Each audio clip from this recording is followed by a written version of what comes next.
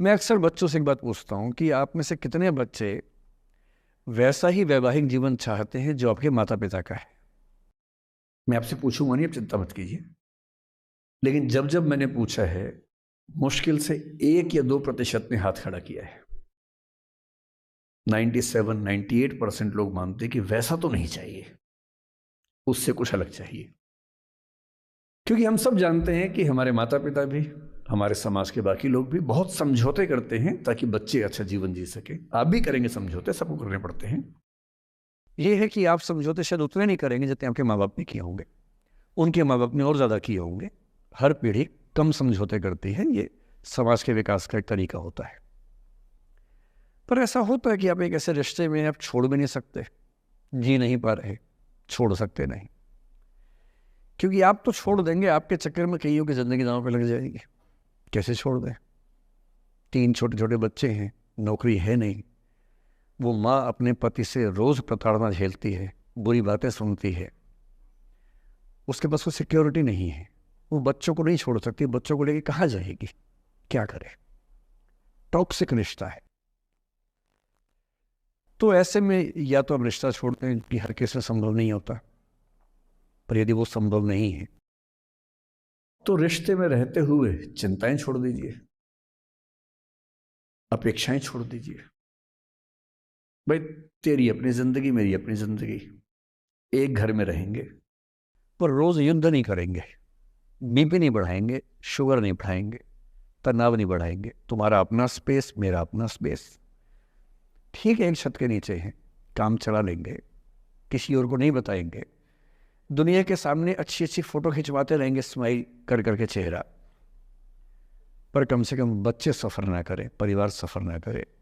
जी लेंगे, झेल लेंगे। और ऐसे माहौल में साहिर ने जो कहा था ना, उसी कविता की कुछ पंक्तियां बड़ी महत्वपूर्ण हैं कि बर्बादियों का सोग मनाना फिजूल था।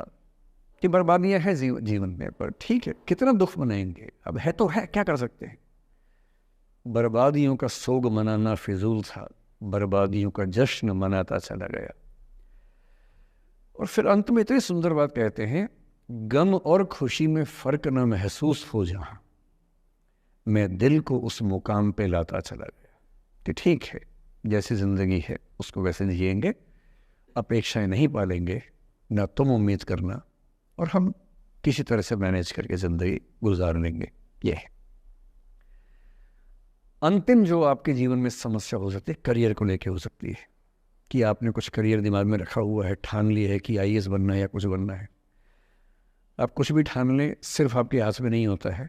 सफलताएं असफलताएं जीवन में रहती हैं। 10-11 लाख लोग आईएएस का फॉर्म भरते हैं, 5 लाख आईएएस का एग्ज़ाम देते हैं, 1000 का सिलेक्शन होता है। हर एग्ज़ाम में घुमा फिरा की ही स्थितियाँ होती हैं। पॉलिटिक्स में, स्पोर्ट्स में, बिजनेस में, हर जगह कंपटीशन इतना है। सफल होने की जितनी संभावना है, उससे कई गुना संभावना विफल होने की हर क्षेत्र में है। सफल नहीं हो पाए तो क्या करेंगे? और मैंने ऐसे लोगों को देखा है कि आईएएस नहीं बन पाए 20 साल पहले, और 20 साल से रोज़ घुट रहे हैं कि आईएएस नहीं बन पाए। रात दिन यही ख्याल होता है कि आईएएस नहीं बन पाए, या पीसीएस नहीं बन पाए, या कुछ खास सोचा था जो नहीं कर पाए। तो मैं आप लोगों से निवेदन करूंगा कि यदि आपकी आर्थिक पृष्ठभूमि ऐसी नहीं है कि जो बहुत मजबूत हो, तो हमेशा एक बैकअप ऑप्शन ज़िंदगी में लेके चलिए। किसी करियर को दिमाग पे इतना हावी मत होने दीजिए कि वो नहीं मिलेगा तो कुछ नहीं होगा। आप उस दौर के व्यक्ति हैं जहां इतने ऑप्शंस दुनिया में हैं जितने कभी नहीं थे। इतने ऑप्शंस हैं। बस एक ठीक ठाक सा व्यक्तित्व बना लीजिए, एक ठीक ठाक सा कॉन्फिडेंस रखिए अपने ऊपर। और यदि आपके पास बेसिक स्किल्स हैं, भाषा की, चिंतन की, समझने की, कैलकुलेशंस करने की, प्लानिंग करने की, स्ट्रेटेजाइज करने की, और मेहनती आप हैं, मैं गारंटी से कह रहा हूँ कि इस दुनिया में कंपटीशन नंबर्स में बहुत ज़्यादा है, कायदे का कंपटीशन नहीं के बराबर है। बहुत मजबूत लोगों से आपको भिड़ना नहीं पड़ता है। भिड़ते हैं 5 लाख से, पर उन 5 लाख में कुछ ही हैं जो भिड़ने लायक है। इतना कॉन्फिडेंस रखिए। जैसे कहते हैं ना कि हम भी दरिया है, हमें अपना हुनर मालूम है, जिस तरफ भी चल पड़ेंगे रास्ता हो जाएगा। इतना भरोसा अपने ऊपर रखिए कि ठीक है, ये नहीं तो कुछ और करेंगे, वो नहीं तो कुछ और करेंगे, लेकिन कुछ ना कुछ बढ़िया कर लेंगे। और उस बढ़िया करने की शुरुआत कॉलेज की ज़िंदगी से होती है। उड़ान सोसाइटी संभाल लेंगे, निष्ठा संभाल लेंगे। अभी मैडम ने बताया कि 80 सोसाइटी से बताई, इसको में 60 बताई। 60 सोसाइटीज़ हैं, किसी सोसाइटी का हिस्सा बन जाइए। ये सोसाइटीज़ का हिस्सा बनने का असली पर्पस क्या है? इसी बहाने एक्सपोजर मिलता है, आप कुछ करते हैं, मंच पे आते हैं, लोगों से मिलना जुलना होता है, स्किल्स डेवलप होती हैं, और अंत में जो जीवन में काम आता है यही स्किल्स काम आते हैं। और यदि वो स्किल्स हमने डेवलप कर ली, और वो स्किल्स पढ़ाई से नहीं आती हैं, जो क्लासरूम के अंदर की पढ़ाई है वो सबसे कम महत्वपूर्ण चीज़ होती है कॉलेज में। कॉलेज में सबसे ज़्यादा महत्वपूर्ण है ये अपॉर्चुनिटीज़, लोगों से बात करना, कुछ ऑर्गेनाइज करना, कहीं फेल होना, कहीं पास होना, वो सब करते रहिए। और मैं दावे से कह रहा हूँ कि इस दुनिया में कंपटीशन कहने के लिए ज़्यादा है, दरअसल ज़्यादा नहीं है। पूरी बात का सार ये है कि किसी की भी ज़िंदगी फ्लैट नहीं होती है, उसमें कर्व्स आते रहते हैं, ऊंच नीच सबकी ज़िंदगी में आती है। मैंने भी कम नहीं झेली है, आज मैं यहाँ खड़ा हूँ ऐसे नहीं खड़ा हूँ, कुछ तो झेला ही होगा, मैंने भी ठीक ठाक झेला है। जिस उम्र में आप मौज मस्ती करते हैं, मैंने उस उम्र में कैलकुलेटर बेचे हैं। मैं सेल्समैन रहा हूँ 17 की उम्र में, और मैं बिजनेस फैमिली से नहीं हूँ। बिजनेस फैमिलीज में बच्चों को 17 में काम पे लगा देते हैं।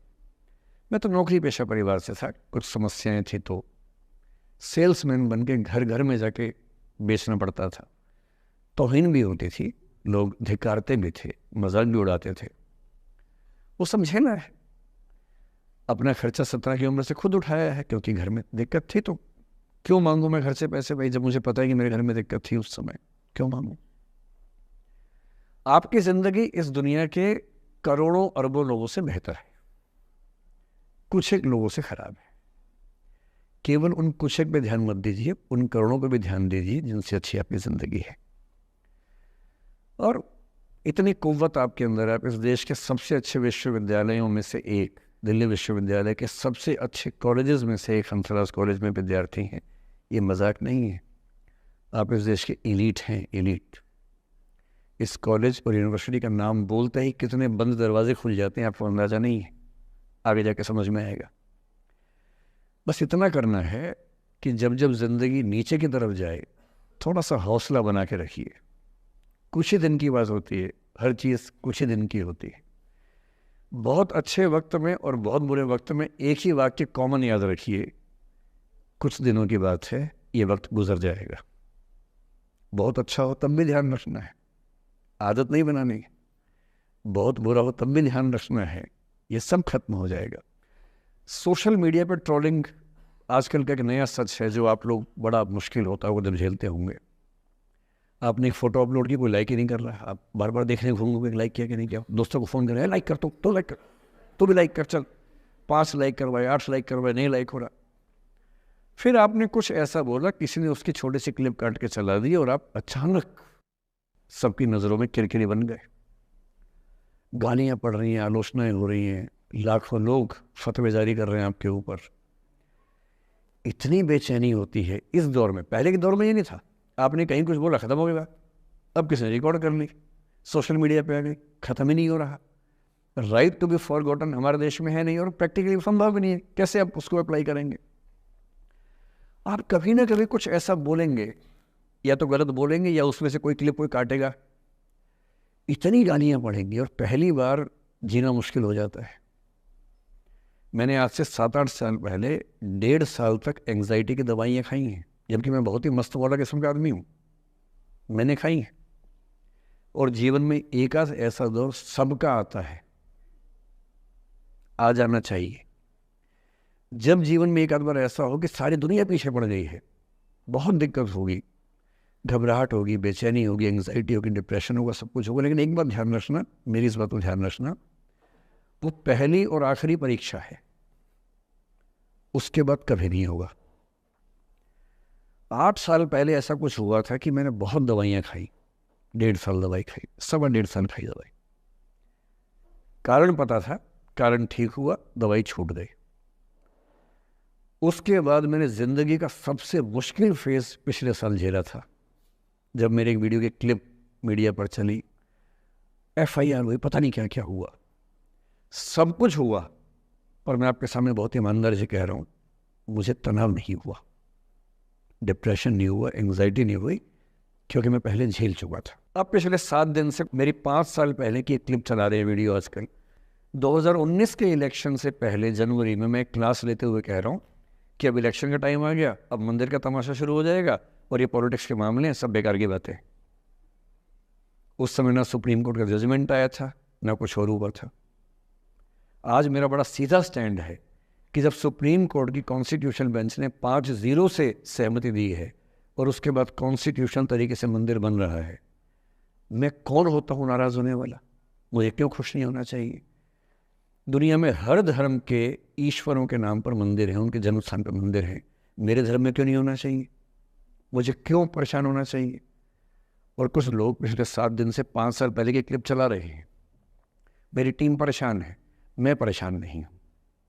मुझे भेजते हैं कि सर ऐसे हो गया, सर इतने वीडियो चल रहे हैं। मैं सुनता हूँ पर तनाव नहीं होता है, क्योंकि मुझे पता है कि किसी दिन किसी मंच पर हो, जैसे आज मैंने बात बोल दी, कहीं और बोल दूंगा, बात खत्म हो गई। कितना लोड लेंगे? और आप लोड लेते रहेंगे तो दुनिया देती रहेगी। दुनिया के पास बहुत है देने के लिए, वो हमेशा देते रहेंगे। खुद को ऐसा फूल प्रूफ बना लीजिए, शील्ड बना लीजिए अपने आसपास कि तनाव आता है फिसल के निकल जाता है। और अगर आप तनाव झेलने के लिए समर्थ हो जाते हैं, लेट गो कर देते हैं, मैं दावे से कह रहा हूँ, सफल कितने होंगे मुझे नहीं पता, जिंदगी आपकी शानदार होगी, ये मैं गारंटी दे रहा हूँ। और जब जब बुरा अनुभव हो, जब जब जीवन में बुरा अनुभव हो, सबको होता है, आपको भी होगा। जब जब बुरा अनुभव हो, मेरा सूत्र वाक्य है, जो मेरे व्हाट्सएप का स्टेटस भी है परमानेंट, मेरे दिल में गुथा हुआ है, दिल पे छपा हुआ है, सबको बोलता हूँ, हर क्लास में बोलता हूँ, आपको भी बोल रहा हूँ। एक लाइन याद रखना, क्यों डरे जिंदगी में क्या होगा, कुछ ना होगा तो तजुर्बा होगा, उससे बड़ा कुछ नहीं है। अब मैंने ठीक ठाक टॉर्चर कर लिया बच्चों पर, इससे ज़्यादा करना शोभा नहीं देता। इसके साथ ही बात समाप्त करता हूँ। बहुत बहुत धन्यवाद सुनने के लिए।